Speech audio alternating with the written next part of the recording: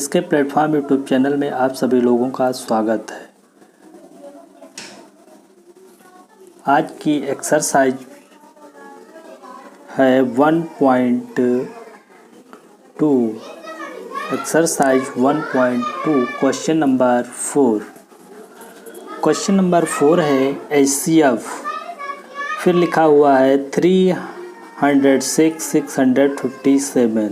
306 और 657 का HCF 9 दिया गया है। क्वेश्चन में कहा गया है एलसीएम निकालना है 306 657 का एलसीएम ज्ञात करना है। तो यहाँ पर देखिए 306 और 657 का जो HCF है 9 दिया गया है और एलसीएम है एलसीएम निकालना है 306 और 657 का। तो एलसीएम बराबर होता है सॉल्यूशन, एलसीएम हो जाएगा एलसीएम बराबर होता है दोनों संख्याओं का गुणनफल। दोनों संख्याओं का गुणनफल, दोनों संख्याओं का गुणनफल। तो दो संख्याएं क्या हैं? 306 गुणे 657 बटे में होता है HCF। तो HCF कितना दिया गया है? 9 दिया गया है।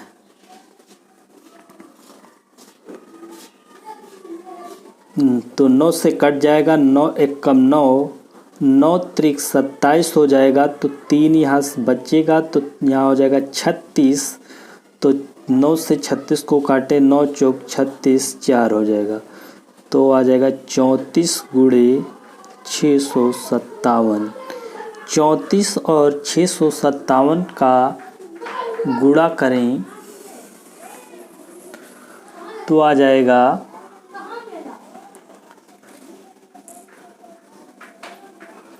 22,338। यहाँ पर गुणा करके देख लीजिए। 657 गुणे 34 गुणा करें, 4 सते 28 का 8 हो जाएगा, 4 पंचे 20 और 2 22 का 2 हो गया, 4 छंग 24, 24 और 2 26 हो जाएगा। फिर 3 सते 21 का 1 हो जाएगा, तीनों 25 15 और 2 17 का 7 हो जाएगा, 3 छंग 18 और 1 19 हो जाएगा। गुणा किया तो इतना आया, ऐड कर लो, 3 हो गया, 7 6 13 का 3, 9 2 11, 1 12 का 2, 1 1 2। यहाँ पर गुणा करने पर यही आ गया। अब हम देखते हैं क्वेश्चन नंबर 5। क्वेश्चन नंबर 5 कह रहा है जांच कीजिए कि क्या किसी प्राकृतिक संख्या n के लिए संख्या 6 की पावर में n लिखा है अंक 0 पर समाप्त हो सकती है। क्वेश्चन में कहा गया है जो 6 की पावर n लिखा है यह संख्या 0 पर समाप्त होगी। यहाँ पर n जो है कोई भी संख्या हो सकती है, 1 2 3 4 5 कोई भी संख्या लें तो इसको गुणा करें। 6 की पावर n जो लिखा है यहाँ पर कोई भी संख्या लेकर अगर इसको हम मल्टीप्लाई करें तो वो लास्ट में 0 आना चाहिए। तो क्या ये होगा ऐसा? तो आइए देखते हैं। 6 की पावर n के अभाज्य गुणनखंड क्या हो जाएंगे? 6 की पावर n के अभाज्य गुणनखंड, अभाज्य गुणनखंड करें तो 6 को लिख सकते हैं 2 × 3। तो 2 3 6 हो जाएगा, पावर में n लिखा है तो n लिख देंगे। और हम जानते हैं कि कोई भी संख्या शून्य पर तब समाप्त होगी जब उसके अभाज्य गुणनखंड 2 × 5 होगा। तो लिखेंगे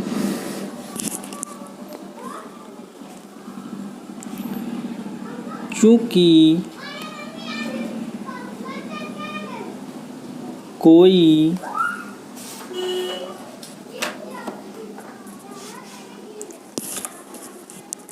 भी प्राकृतिक संख्या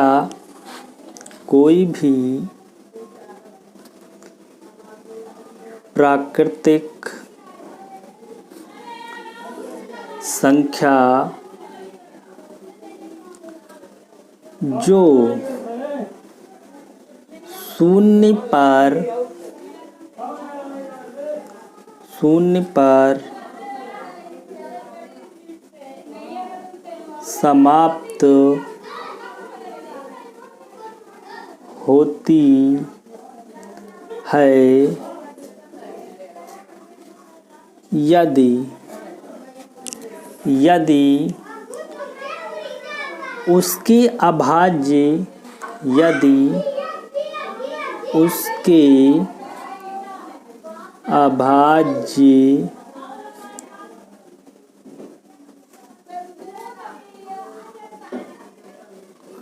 गुणनखंड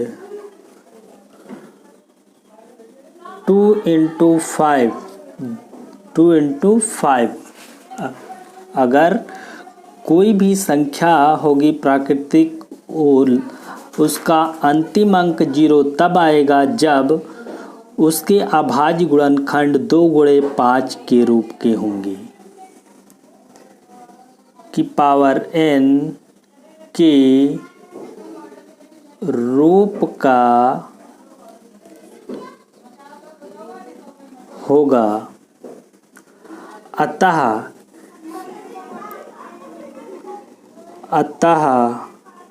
6 की पावर n शून्य पर समाप्त नहीं होगी।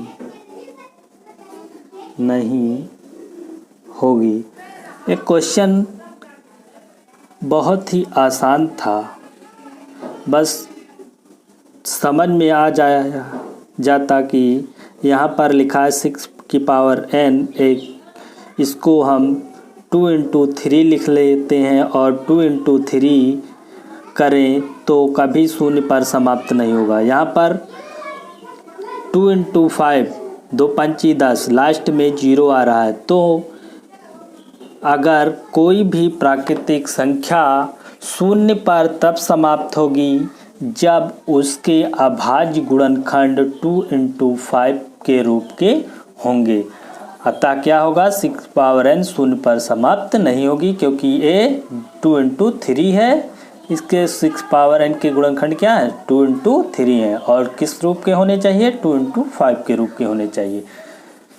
इस समझ में आ गया होगा, उम्मीद करते हैं। क्वेश्चन नंबर अगला है, कह रहा है व्याख्या कीजिए कि 7 × 11 × 13 + 13 और 7 × 6 × 5 × 4 × 3 × 2 × 1 + 5 अभाज्य संख्याएं। ये प्रूव करना है कि ये अभाज्य संख्याएं हैं।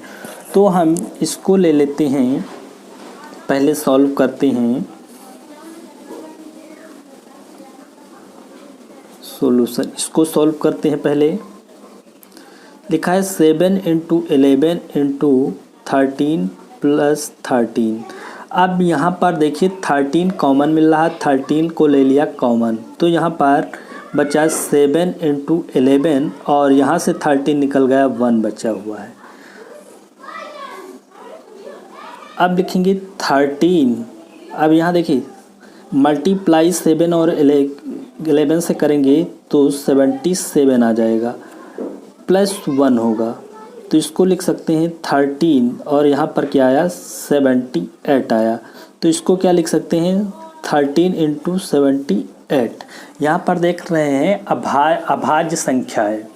क्वेश्चन कह रहा है व्याख्या कीजिए कि 7 इंटू 11 इंटू 13 प्लस 13 और 7 into 6 into 5 into 4 into 3 into 2 into 1 plus 5 भाज्य संख्या है। भाज्य प्रूव करना, तो भाज्य के लिए पता होना चाहिए कि कोई भी संख्या भाज्य तब होगी जब उसके 2 से ज़्यादा अभाज्य गुणनखंड होंगे। तो यहाँ पर एक 13 हो गया अभाज्य गुणनखंड, और इसके अगर अभाज्य का गुणनखंड करें तो इसके भी 2 से ज़्यादा ही हो जाएंगे। तो कुल मिला के अगर 2 ही इसके होंगे तो 2 इसके एक के हो, तो 2 से ज़्यादा अगर किसी संख्या के अभाज्य गुणनखंड होते हैं तो भाज्य संख्या कहलाती है। तो यहाँ पर लिखेंगे अतः यह संख्या भाज्य है क्योंकि इसके 2 से अधिक अभाज्य गुणनखंड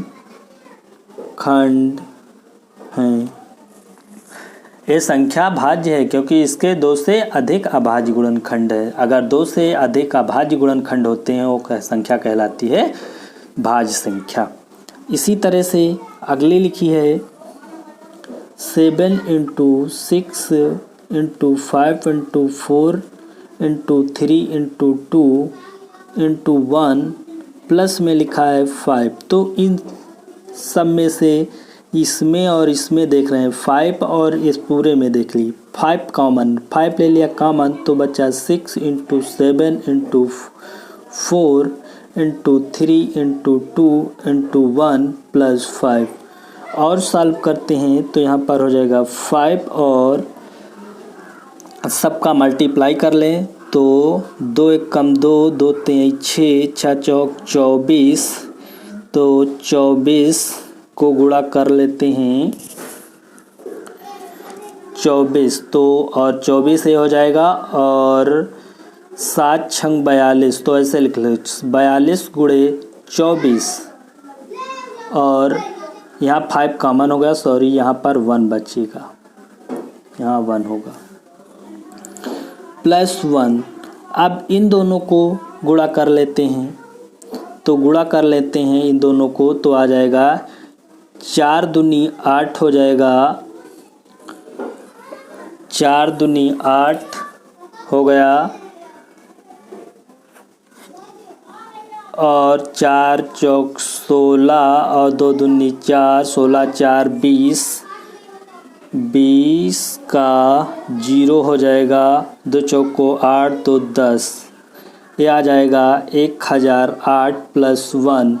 तो इसको लिख सकते हैं 5 इंटू 1009 लिख सकते हैं।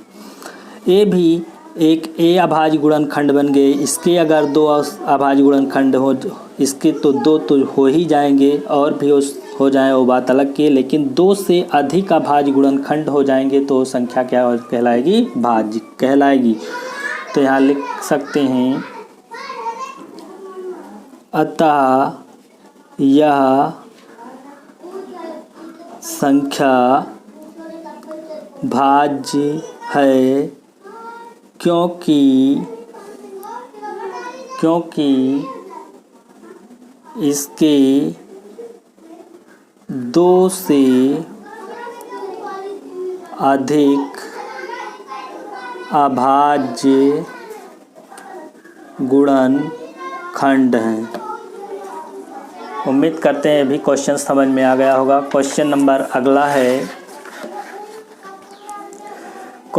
अगला है, कह रहा है किसी खेल के मैदान के चारों ओर एक वृत्ताकार पथ है।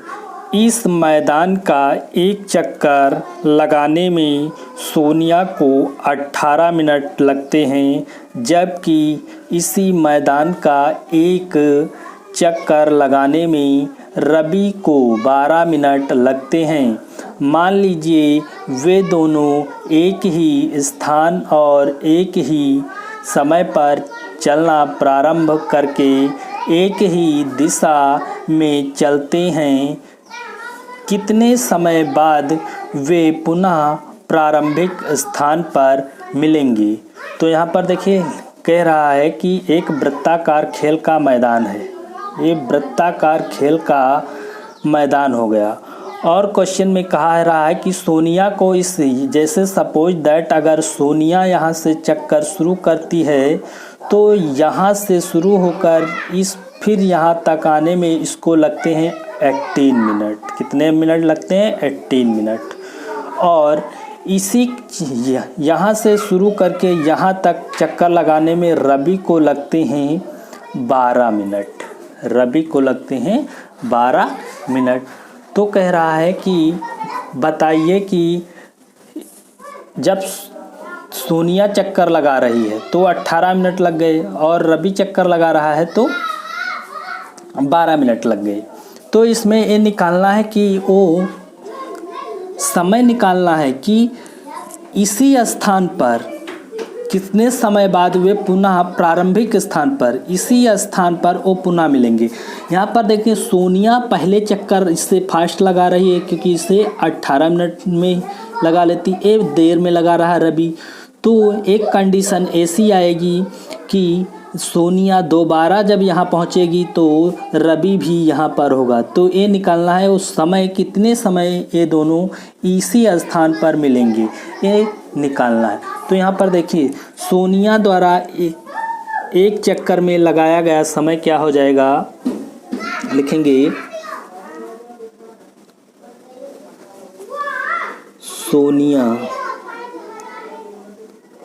सोनिया द्वारा एक चक्कर लगाने में लगा समय बराबर 18 मिनट हो गया। और रवि द्वारा एक चक्कर लगाने में लगा समय बराबर 12 मिनट। रवि को 12 मिनट लगते हैं, सोनिया को 18 मिनट लगते हैं। तो इसमें निकालना है कि जो प्रारंभिक स्थान है वो पुनः उस स्थान पर कब मिलेंगे। तो 18-12 का एलसीएम यदि निकाल लें तो मिल जाएगा हमें कि पुनः इस स्थान पर मिल जाएंगे, वो समय निकाल आएगा 18-12 का एलसीएम। तो लिखेंगे 18 तथा 12 का एलसीएम ही वह समय होगा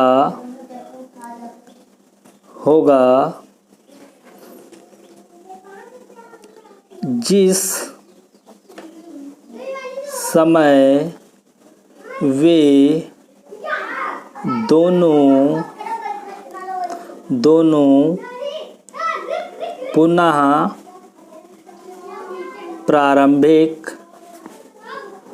स्थान पर मिलेंगे। तो 18 तथा 12 का एलसीएम ही वह समय होगा जिस समय वे दोनों पुनः प्रारंभिक स्थान पर मिलेंगे। तो 18-12 का एलसीएम निकाल लें।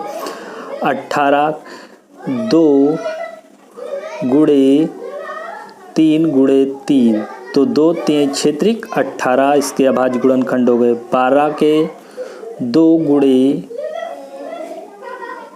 गुणे 3 तो एलसीएम, दोनों का एलसीएम क्या हो जाएगा। यहाँ पर जो मिलते हैं तो एचसीएफ हो गया। यहाँ पर दोनों एचसीएफ जो मिल रहे हैं इनको लिख लिया, ये दोनों मिल रहे हैं इनको लिख लिया।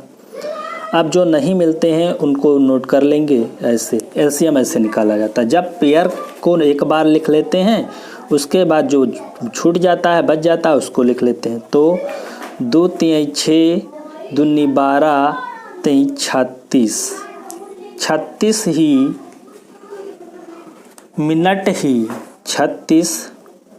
मिनट ही वह समय होगा जिस पर दोनों एक ही स्थान पर पुनः मिल जाएंगे।